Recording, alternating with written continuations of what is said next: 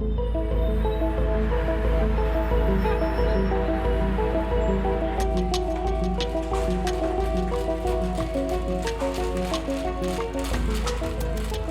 the 21st century, when Homo modernicus sets out to fill his stomach, he needs a shopping cart. But what he really needs is determination.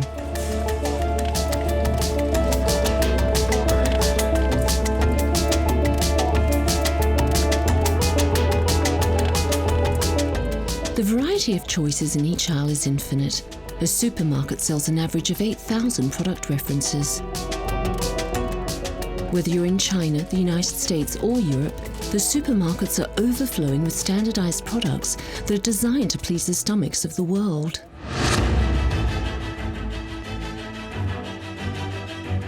Of course, all these products have not been carefully prepared by the local caterer, but by a handful of food processing giants.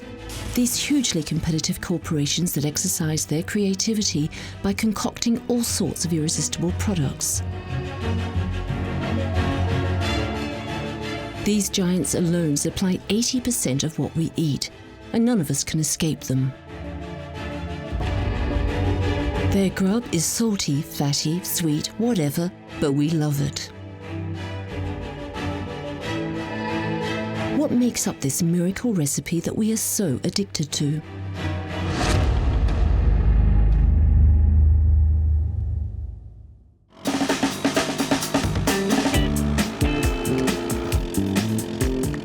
Here is Remy Buchel, who will be leading this investigation. Remy is Franco-American, who is a careful and educated consumer, and he loves to eat. Good morning. I'll have a Paris Brest, please. To eat straight away. That looks good. We will be travelling with Remy through Europe and the United States to try to get a clear understanding of how these industrial food giants have conquered our senses with their disgustingly good grub. Do you mind if we film when we're in the taxi?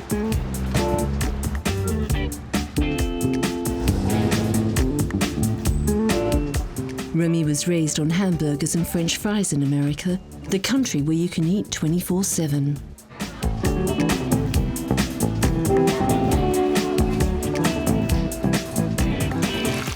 When he arrived in France, he fell in love with good food, local markets, and home-cooked meals.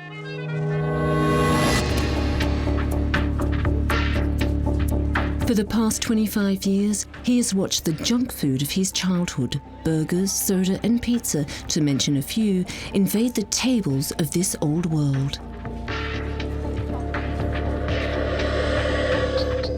We all know the truth. It is bad for you to eat too much and to eat poorly. You can get sick or worse. Nearly 3 million people die each year from obesity-related health problems. We no longer eat what we need, we eat what we like. We stuff ourselves with bad food and go back for more. Why do we like it so much?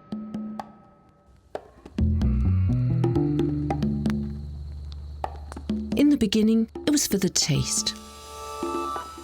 Our ancestors ate to survive. We, on the other hand, eat to satisfy our cravings. We no longer eat what we need, we eat what we like. If you want proof, just look at these Americans queuing up at this temple of sugar to admire candy artwork.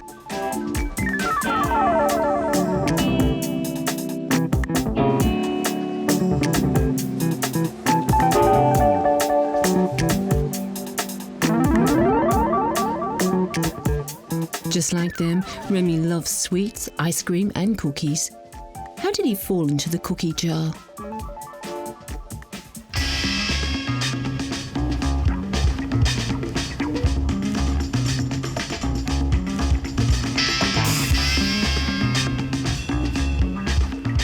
Remy has chosen to start his investigation on Halloween, the great American sugar holiday.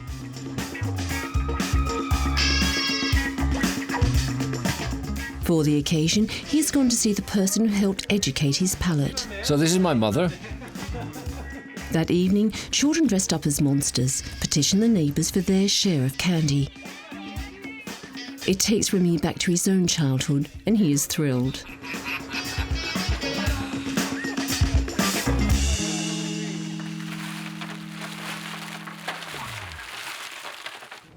You had an issue about us eating too much sugar. My job was to keep my children from being damaged by it, and that this was serious stuff, so I tried my best. Some children grow up and believe the same thing, and others don't. What can I say? No, we're all sugar addicts now. I probably would have been sugar addicts anyway.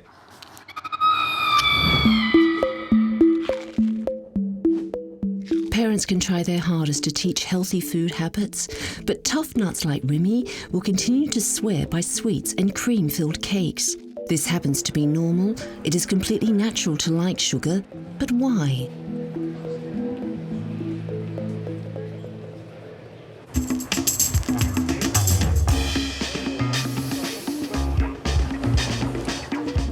After Washington and its tidal wave of candy, Remy returns to France. He travels to Dijon, to the INRA, or the French National Institute of Agricultural Research.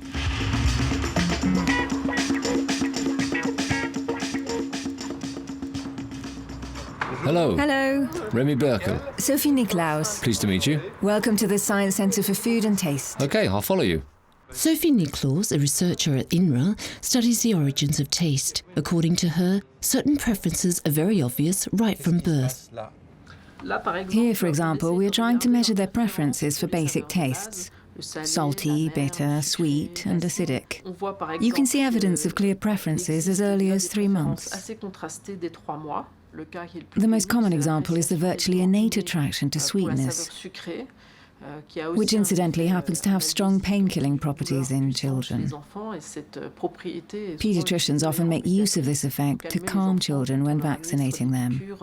This strong preference for sugar exists from birth. It is natural in the sense that it indicates the presence of energy in foods. At a time when food options were not unlimited as they are today, it was essential to be able to pick out foods that would be the best sources of energy. A sweet taste was a strong indicator of this. It is natural for man to like sugar, but also fat and salt. Man detects the calories that are required for his survival. Taste differs from country to country. This accounts for specific food traditions. The French in their cheese, the Chinese in their chicken feet, and the British in their jelly for dessert.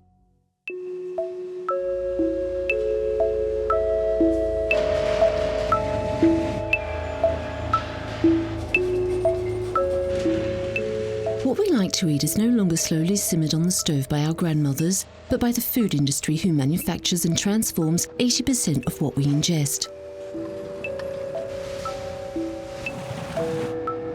All prepared and seasoned foods, from mixed salads to meat and fish dishes, canned foods, pizzas, quiches, cakes, in the fresh, dry or frozen aisles, are all industrially produced.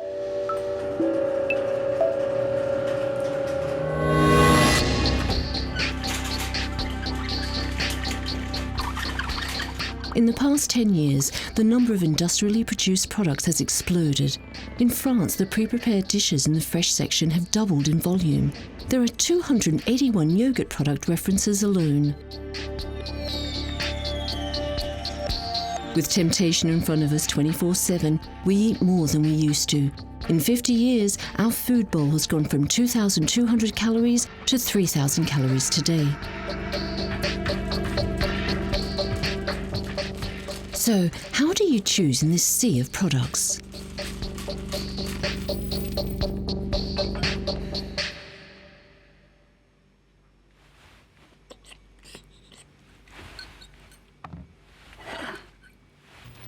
Taste alone does not fill our shopping carts.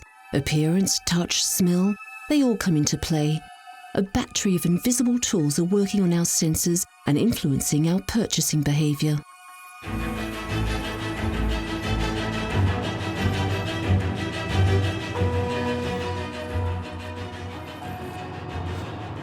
When we shop, our choices aren't dictated by taste only. The food industry has plenty of other tricks to influence our choices and make us buy more. We're about to meet with Pierre Chandon, who is a specialist in food marketing. He will help us decipher this. Here we are, in the Temple of Consumption.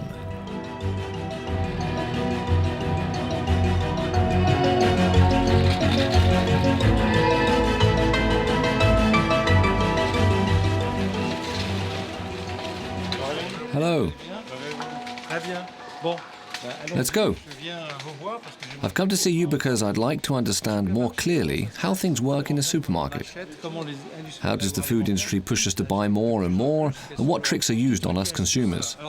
It starts as soon as you enter the store. As consumers, we know about advertising. We know it is there to influence our choices. We also know that price is a factor, but for example, even the simple decision of whether to take a basket or a cart makes a difference. It is proven that if you opt for a basket and carry it close to your body like this, you'll be encouraged to make purchases for yourself, things that give you pleasure. I'm going to treat myself and grab that chocolate bar. On the other hand, if you go for a cart, you'll be pushing it in front of you. It becomes a sort of barrier. It helps us to resist temptation and motivates you to focus on fruits and vegetables. Today, we're going to look at all the things in the store that influence our buying choices without us knowing.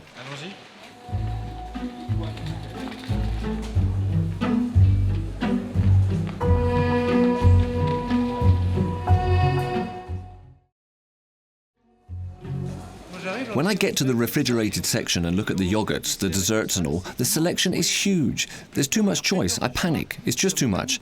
There used to be no more than a few different yogurts on the shelf. Yes, absolutely. The explanation is simple. If you constantly eat plain yogurt, you will tire of it more quickly and therefore consume less. If you're offered a choice in terms of flavor, packaging, color, etc., you will consume more and you won't tire as easily.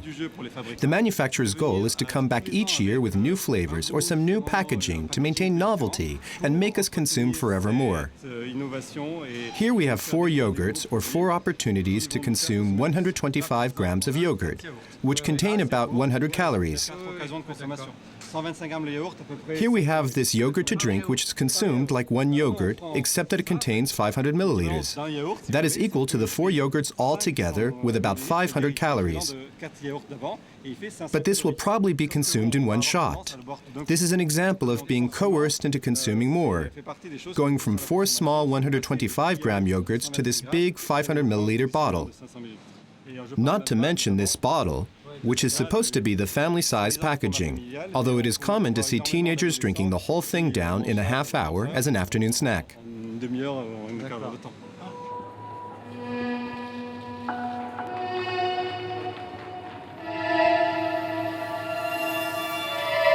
These are pre-prepared dishes? Here we have ready-made dishes right across from the fresh fruits and vegetables. It is intended to remind you that although you could peel and cook your own vegetables, you can also just reach out, grab a pre-prepared product, and have the same meal right away at home. Right, ready to cook. All you do is pop it in the oven or microwave, it's done. The contrast with the fresh fruit and vegetables that need to be prepared. No one even knows how to cook these things anymore. The ready-made product is so much more practical, and this is the best place in the store to emphasize this, right here near the fresh food.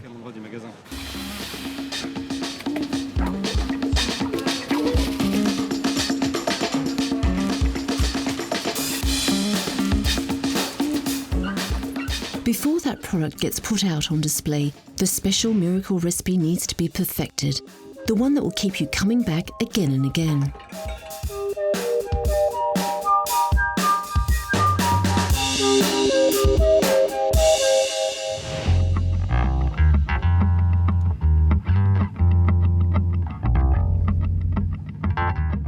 Back in the United States, Gail Vance Seville, the director of Sensory Spectrum, invites Remy into her laboratory of sensory analysis. Bonjour. This is where the fate of our food is decided. Before a product hits the market, everything is tested. Texture, acidity, flavor. Today, a strawberry yogurt is being put to the test of the lab technicians' palates. Okay, sweet. Do I spit it out afterwards? We would always tell you to spit it out. Okay, how much of it is strawberry? 3? Mm-hmm. 3. 2.5? 2.5. The character of the strawberry is what? How much? 4?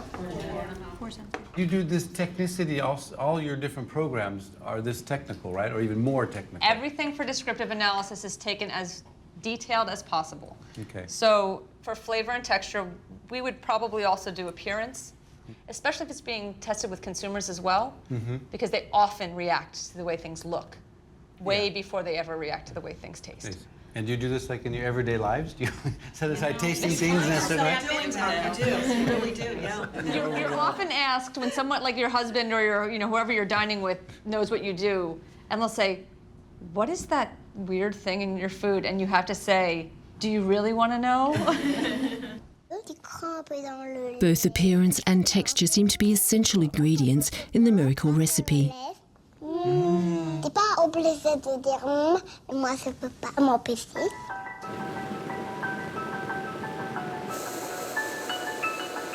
Let's take the best-selling cookie, Oreo, which is a sandwich cookie filled with cream.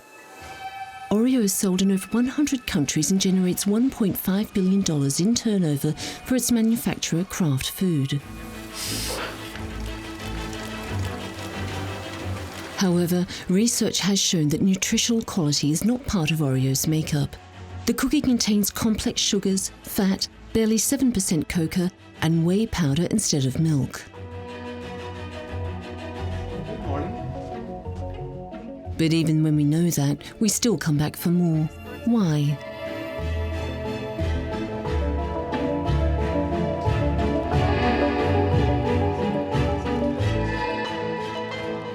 What's funny to me is Oreo cookies, which are one of my favorites. What makes me want to eat those things? What elements do you think that make us really want to come back to a food? Why is this so great? Yeah, why is it so great? Why is an Oreo cookie? Have an Oreo cookie. But what makes this an interesting product is, going back to the texture experience, it's got interesting flavor combinations, but it has the contrast between the creamy center and then the crispy, crunchy outside. And so you're biting into the cookie, and unlike just having a plain sugar cookie where you have to do all the work to make it wet it down, the fat is there to help you wet it down. And then you're getting the vanilla sort of from the center and the chocolate from the outside coming together in the flavor. And so it's a very nice combination of factors. So the art of this is to develop flavor combinations and texture combinations that work together so that you're not left with this aftertaste or afterfeel or residue of stuff in your mouth. So you have to have something that is palatable.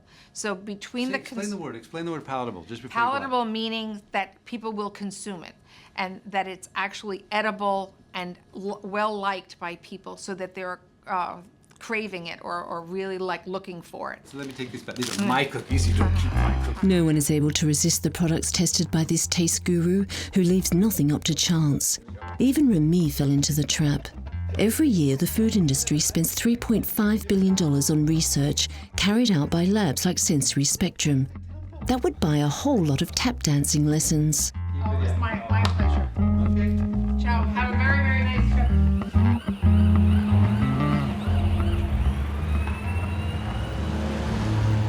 On top of the taste, the texture, the color, and the shape of the packaging, isn't there some other little extra, some chemical formula, some invisible ingredient that could account for our compulsive attraction to these chips, pizza, and chocolate bars?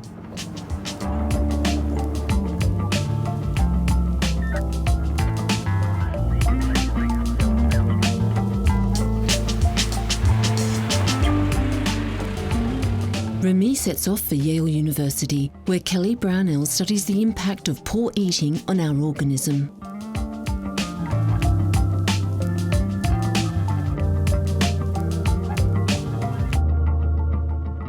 Well, there was at one point in human history, if there had been food labels, they would have had one thing on them. It would have been whatever the food was. And now there are 50 different chemicals, lots of different sugars, colorings, flavorings, preservatives, and these things fool the brain. The human brain was never designed to handle this chemical onslaught. And so the foods have been stripped of things like fiber that might have given you some sense of how much you've had and make you feel full. And a lot of things have been added to them that maximize their sensory properties. And they explode in this burst of sensation with flavor, with smells, with colors, and you're entertained by the food in a lot of different ways. And that maximizes the sales of the company, but it also seems to maximize disease in many cases. Among Amongst these 50 different substances, there is one that stands out above all others: sugar. We have already seen that the consumer is naturally attracted to sugar. Therefore, industrials gladly add it to everything in its many forms. In the last 50 years, sugar has become the star of the kitchen.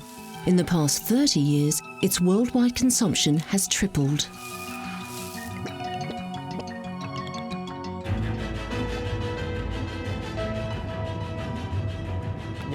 Remember the saying, you are what you eat?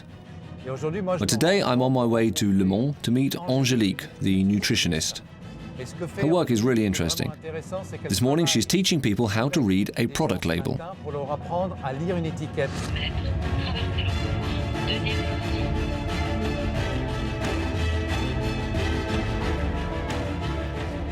Angélique Aubert, nutritionist in Le Mans, helps people understand and master the contents of their shopping carts. She even gives classes in label reading for those who are really lost. Take this savory buckwheat crepe, for example. The label says the crepe contains water, buckwheat flour and salt. So far, so good. Then there is the bechamel sauce. That's where it starts to get complicated. Then wheat flour, vegetable fat in the form of coconut oil, which is a saturated fat. Then there's the wheat starch, modified potato starch, which is far from natural and is metabolized by the body, just like sugar. Then we have powdered milk, dehydrated butter powder, and glucose syrup. What is glucose? Sugar? Sugar! That's not good, is it? I've skipped the milk proteins, the spices, and all the rest. Since we met, I've stopped eating sugar. That's very good. Is this something you eat? Let's look at the ingredients. That's what we're here for, right? Sugar. Do you put sugar in your vinaigrette? After the practice comes the theory. Let's summarize. Take a list of ingredients. The shorter it is, the better. Look for the presence of sugar in all of its forms, okay? Definitely eat less fat, less sugar, less salt. Please avoid sugar, and it's everywhere, in everything. Fat was singled out because it was thought that fat made people gain weight. It's not the only factor. You really must watch out for the sugar contained. I was just telling Remy that in 1830 we had 5 kilos of sugar per person per year. 5 is not that much. And how much do we eat today? 18? 20? 50? 50. That is an average. In 2010, we consumed 50 kilos of sugar per person. This is why you must keep a watch out for sugar. Easier said than done. The food industry has taught us to like sugar from day one.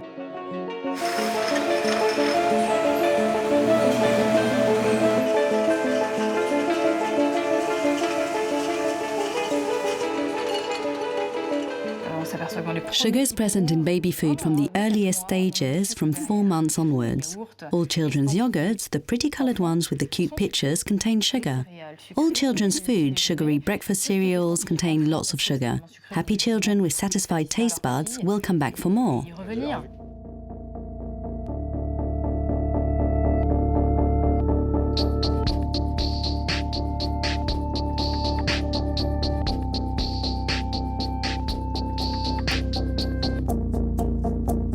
When you overload on sugar from an early age, what are the consequences later on in life? Can processed foods lead to addiction?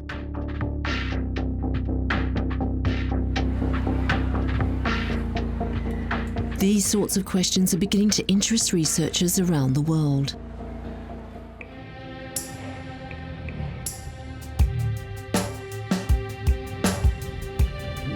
Now we are back in America, where Remy is about to share a cookie with Ashley Gearhart, clinical psychologist at the University of Michigan.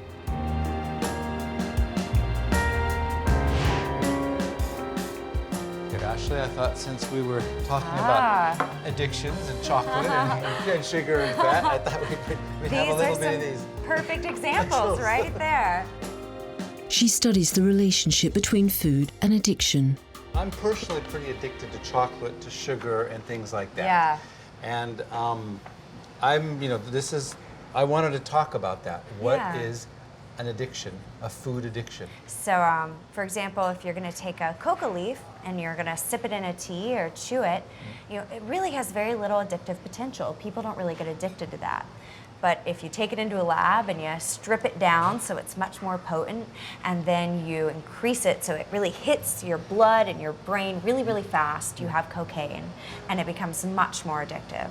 So if you think of what we've done with our food in the last couple decades, we've taken things like sugar and fat and salt that are already really rewarding, and we've stripped them from their natural containers, and we've increased the amounts that are in foods like this. And so now these have such high amounts of sugar and fat and salt, more than our bodies have ever been able to kind of manage before. And yes, they really kind of spike your brain, get it really going when you have that first bite of chocolate. Have some chocolate. Ah, yes. A little bit of chocolate. See, that one's got salt, you see? Oh, this one has so salt on it. Okay. Yeah, so that's like the perfect trifecta of the sugar and the fat and the salt.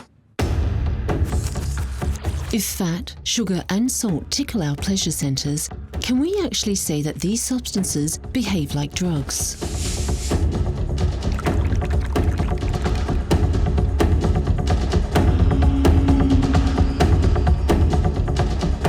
In 2008, during the course of an experiment, a research team based in Bordeaux accidentally stumbled upon something unexpected. We were not initially interested in sugar. Our primary objective was to understand the neurobiology behind the cocaine addiction. In order to do this, we decided for the first time to offer the animals a choice between cocaine received intravenously, which are highly addictive means of intake, and a reward option that would be naturally ingested. And we chose a sugary beverage as the reward option.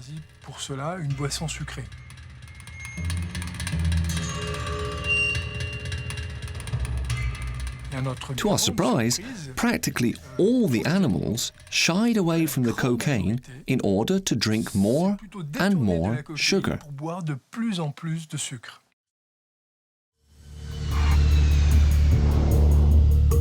So when man savours sugar, is it having a drug-like effect on him? Scientists at the University of Oregon have decided to find out using brain imagery.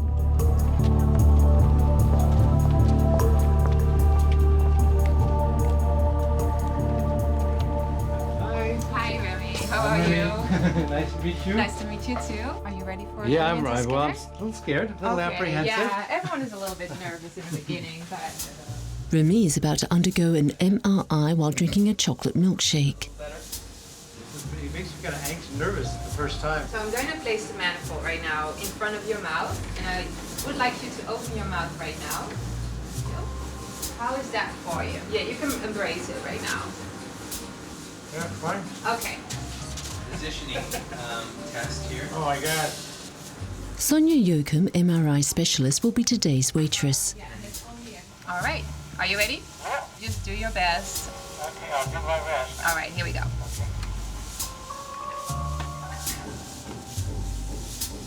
After 45 minutes of testing, the zones of the brain that have been activated by sugar begin to appear on the screen. Okay, well, let's move on. Let's see what happens. I want to see if I'm a real addict here. So let's show the images where you actually received the milkshake. Am I lighting up? Yes, you definitely light up. There are some areas that we know that light up during when you receive very palatable food, very like tasty food. So here we definitely see caudate activation, big reward area. Yeah, I was excited about it. I enjoyed totally. that. I liked it a lot. It's rewarding. Yeah. So basically you're saying I'm an addict, right? No, not at all. No, I mean, I can compare your brain image with someone that is a real food addict. And so there's a big difference. Okay. This is you. Uh-huh. And this is... It's like an explosion of... Yeah. So it's all over. So it's a big difference. Like you, she also shows reward activation, but it's much bigger. It's There's spread a lot out. more activation. That's impressive. But when you say food addiction, you say to you that exists. It definitely exists, yeah. With brain imaging, you can't really hide it. I mean, if someone gets a chocolate milkshake, your brain just lights up. So it's a lot more objective compared to a questionnaire, for example. If sugar activates the brain's reward zones just like a drug, then it stands to reason that one could develop an addiction to sugar. First, you consume a bit of the substance, then you abuse the substance, and one day you can't live without it.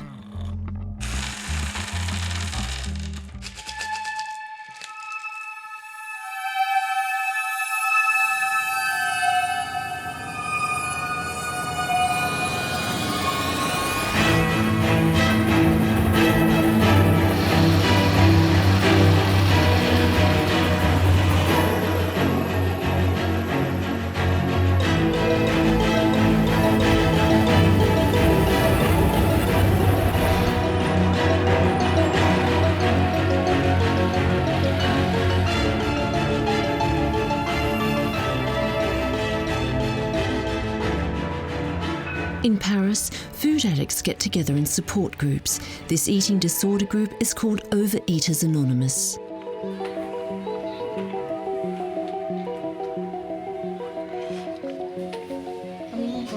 Hi, I'm Marie, former compulsive eater. I'm new to the program, but I've been abstaining for 41 days. I eat 3 balanced, moderately sized meals, and I don't eat in between. It isn't always easy, but it is a new life for me. Lots of emotions rise to the surface, a lot of sadness, because I think that food calmed me down quite a bit. The snacking calmed me down. Today I've eliminated all that, and I have had to accept to go through some tough times. Sometimes I miss food, certain foods, I obsess about sweets. What I wanted to say is that I can't stay clean. I eat even if I'm not hungry, just because it's in front of me, because I can, because someone in a shop offers me a taste. And I get such pleasure out of it. This may sound incredible, but I prefer eating to sex. People say to me, "Eat an apple." I'm sorry, but I have absolutely no desire to eat an apple. I want a sugar high. I want something that gives me a boost, because I can't live without it. Thanks for listening. If we can all potentially become addicted to food, how should we feel about the manufacturers of all this processed food?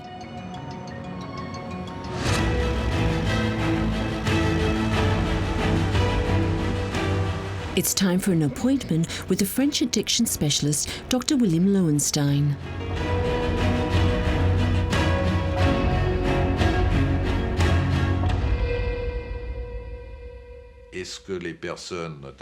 The goal of those who work in the food industry is to sell, not to save humanity. Of course. This industry has figured out exactly what pushes us to go from moderate consumption to abuse, and finally, to addiction. Yes, there are certain substances that we can wonder about from this perspective, such as sugar, salt, fatty acids. Those substances that are more addictive than others. These industrials, just like drug dealers, need to develop customer loyalty. So yes, they focus on salt, sugar, fatty acids, even colors to hook their customers, who we see as patients.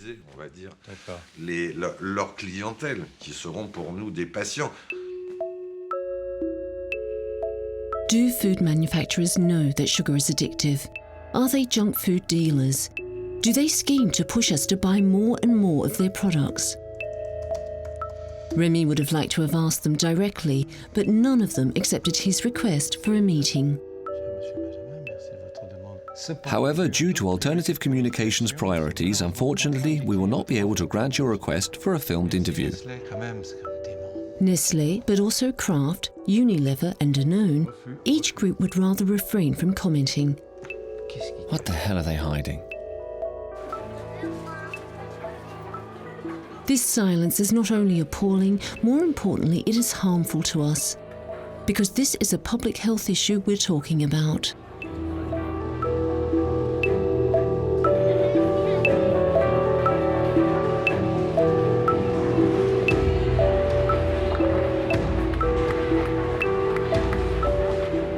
1.4 billion human beings are overweight. That number is higher than world hunger. There are now 5 million obese people walking this planet, a figure that has doubled over one generation. These excess pounds are the cause of many illnesses, such as diabetes and cardiovascular disease. The problem is so serious and widespread that the United Nations has begun to get involved. In Geneva, at the United Nations Human Rights Council, Remy is meeting with Olivier de Schutter, United Nations Special Rapporteur on the right to food. Mr. de Schutter's job is to make countries aware of this public health issue.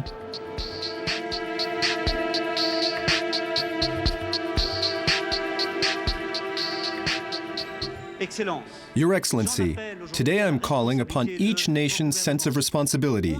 We can no longer allow ourselves to be satisfied by the food industry's empty declarations. A systemic problem requires systemic solutions. But the solutions are slow in coming. Our goal is to mobilize governments on this issue. I believe that no government will act until public opinion expresses impatience and protests against the lack of governmental action in fighting this plague to modern society. Diabetes, cancer, and cardiovascular disease weigh heavily on national budgets, particularly in light of the increasing number of victims of these illnesses. My role is to counteract the pressure exerted by the food industry to maintain the status quo. The fight against obesity and excess weight must become a political issue, just like climate change did a few years back.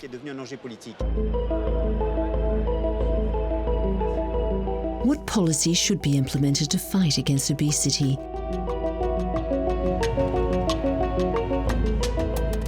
Governments are slow to impose regulations on the industry.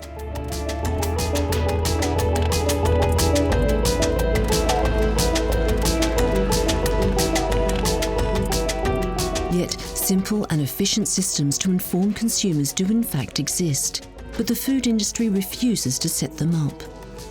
Hi, Remy Buchel. Monique Goyen, nice to meet you. Welcome to the book.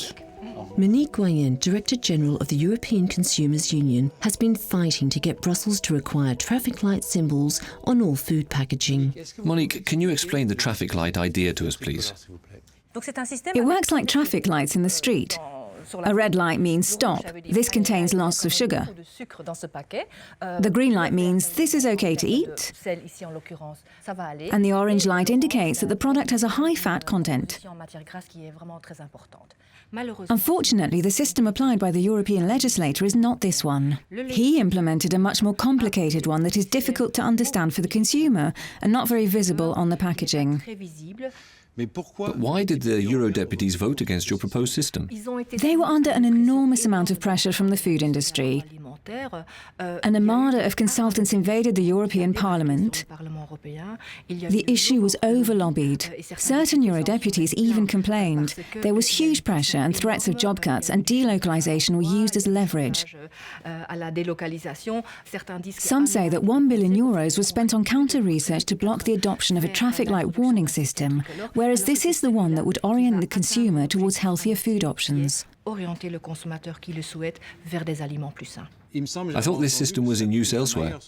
Yes, it is used voluntarily in Germany, and it exists in Spain and Portugal. So all in all, certain supermarkets that value their customers consider this warning system useful and have decided to adopt it on their own. So why isn't it applied throughout Europe? Yes, why is that? Do you have the answer? I think that the food industry is afraid of change. It is scared that a system will be forced upon it and that the consumer will begin to understand what he is eating. Votre corps est une planète, fragile. Son équilibre peut être menacé. Il faut le protéger. It's not so easy to properly inform the consumer. Manufacturers prefer to emphasize aspects of their products that are beneficial to our health. Je mange bio de Danone. Des études ont montré que bio aide à réguler le système digestif. Les nouveaux BN sont aux céréales complètes, donc ça donne de l'énergie. Le geste qui aide votre corps à être plus fort. But apparently many of these advertising slogans are just for show. The food industry spends a lot of money on advertising that claims their products are good for your health. Are these claims true? Some are, some are not. What is sure is that there are way too many that are not founded. But the products are still on the market. The consumer is therefore misled into believing certain things about a product's features. In fact, the European Commission has started to clean up these product claims. Out of 2,000 requests for health-related product claims, 80% were rejected. Those manufacturers will have to remove all the packaging and advertising featuring these claims. Let me give you some examples of claims deemed unfounded. As of December, taurine can no longer be featured as an ingredient that improves your physical and mental ability. Green tea will no longer claim to reduce blood pressure, and royal jelly will not pretend to reinforce the immune system. Avec Nutella, ils vont refaire le monde. Et pour refaire le monde, il leur faut un petit déjeuner idéal. 2 tartines de Nutella, c'est le bienfait des noisettes. Et avec un bol de lait et un jus d'orange, c'est tout à fait équilibré pour un petit déjeuner idéal. Nutella, chaque jour. In the United States, where the food industry lies, it finds itself in a court of law. I thought it was at least as nutritious as peanut butter, maybe a little bit more, and that was just the impression I got from the commercial. I thought it had some health benefits. It clearly doesn't. In 2012, Ferrero was found guilty of false advertising and had to pay $3 million in damages to Nutella consumers. In France, we're not accustomed to these kinds of lawsuits. Remy is going to interview William Borden, a corporate lawyer. Do you think that over the next decade we will see lawsuits against food industrial groups in France? Each person, each consumer is in theory free to decide what he consumes, in what way and how often. However, it does seem plausible that these industrials might one day face legal action in the event that they have knowingly concealed from the consumer the intentional presence of certain ingredients in their products that are known to generate addictive behavior. We contacted them several times, in France, in the United States and in the Netherlands. No one accepted to meet us. The stakes are high. The more these companies communicate on their virtues, the better they become at perfecting dissimulation strategies. It will become practically impossible to identify and access proof.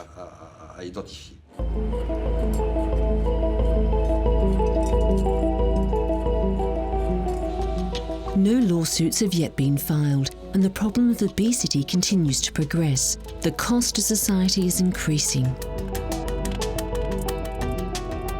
Jacques Lalerne, Director of Risk Management at the National Health Insurance Bureau for the Sarthe region, spends his days analysing this problem.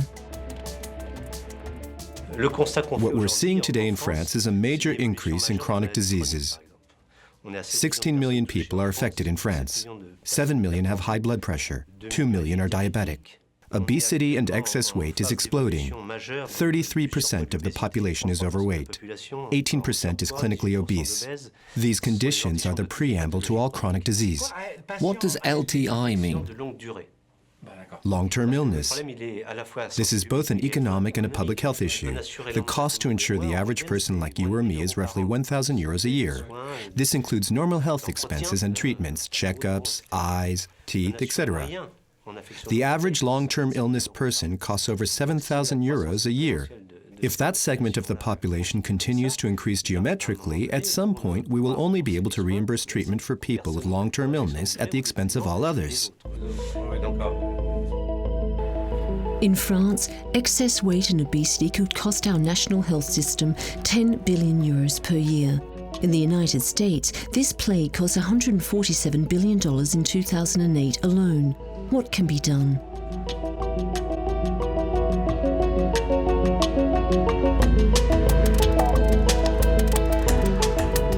This issue must take on a political nature.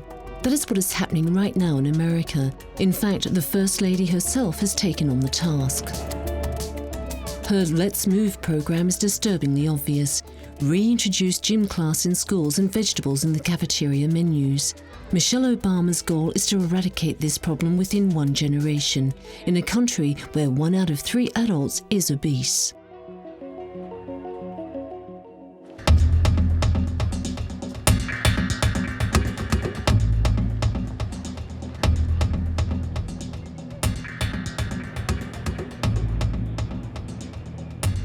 In Europe, some countries have adopted more radical methods. Remy is meeting with Christel Schaldemose, a Eurodeputee from Denmark. For the past 2 years, her country has been taxing everything that contains too much sugar or fat.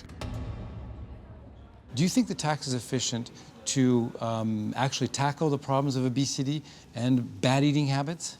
I believe in using economic tools to change behavior, but maybe we could do it in another way than we did it in Denmark. But I believe that unhealthy products should be more expensive and healthy products should be less expensive. I believe in using these kind of tools, but it must never ever stand alone. We need to use other tools as well in order to help the citizens to become more healthy. How did the big agro companies respond to this tax? Did they like it, not like it, and what did they do? They hated it, definitely. They were not happy at all. Of course they were against. Why didn't the agro companies like this tax? First of all, they would earn less money because we are in a situation with a crisis, and they feared that this tax would have the impact that the people would buy less fatty products. And of course, that was one of the things we wanted to because of the health issue, but they feared loss of income. They don't like involvement. They don't like government involvement. No, they want this to be voluntary, and they wanted it to be over many years to implement a new kind of tax, if we should have it at all. In France, a tax was also introduced, but only on sugary beverages. It will generate 240 million euros for the state. The food industry does not like the taste of this. But it remains up to them first and foremost to step up to the plate and balance out the contents of our food. Have you ever heard of a woman named Ellie Krieger, a chef? No, No, you don't watch the Food Network? no.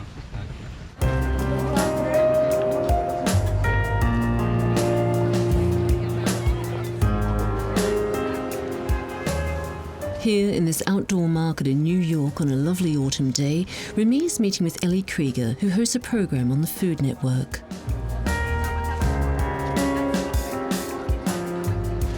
Good morning, Ellie. How are you? Good, how are you? How can we get hello. the French way? There you go. In her opinion, there is only one thing that can make the industry move. Have you been involved? I mean, do you think the big food companies, do you think they are actually going in that direction, or they're just doing it for cosmetic reasons, publicity reasons, which is what's happening in France? Frankly, the bottom line is the dollar, right? It's money. So if they're making money selling healthy products, they're going to make more healthy products. If they're not making money selling healthy products, they're not going to sell more healthy products. It's quite simple in that regard, I think. And so it's our responsibility with our dollar to vote with that dollar. Okay. On that one end. On the other end, we need to make healthy food accessible. So rather than letting big ag and big business dominate the food scene,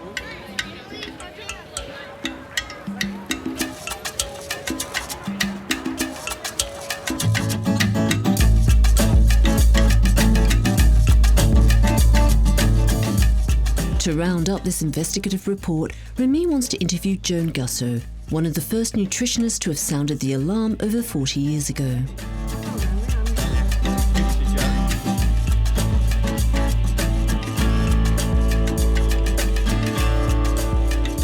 At over 80 years old, Joan continues to grow her own vegetables 30 miles outside of New York and to warn us about the failings of our food system.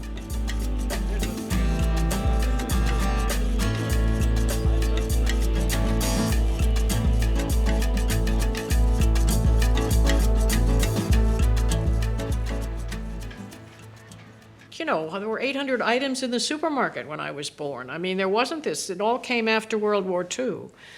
And all this proliferation of products. I was just horrified. You know, all those breakfast cereals with marshmallows and stuff in them, all that crap. There was just so much stuff that was not food as far as I was concerned. And I remember talking about the fact that here we were We were selling to children a diet which we knew we would have to tell adults not to eat. So why were we doing that? And of course, those are the children that are now the adults that are now having diabetes and heart disease and all this stuff and obesity.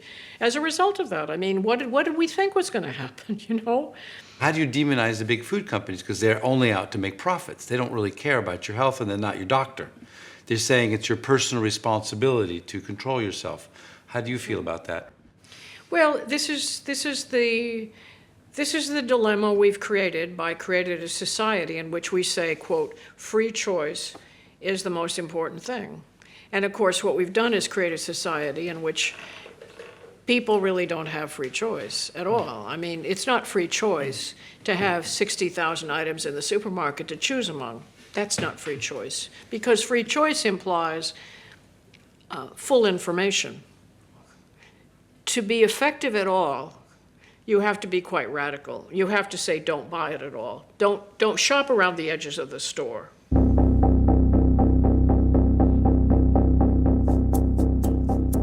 That is quite radical, considering it is hard to fill your refrigerator without going to a supermarket. But faced with these multiplying health problems, we can regain control over what is in our plates.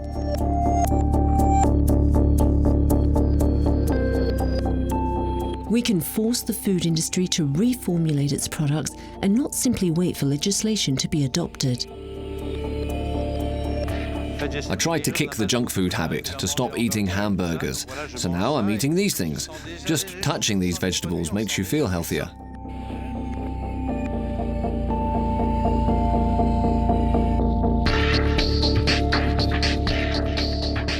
You can also do it because it tastes good. It's that simple.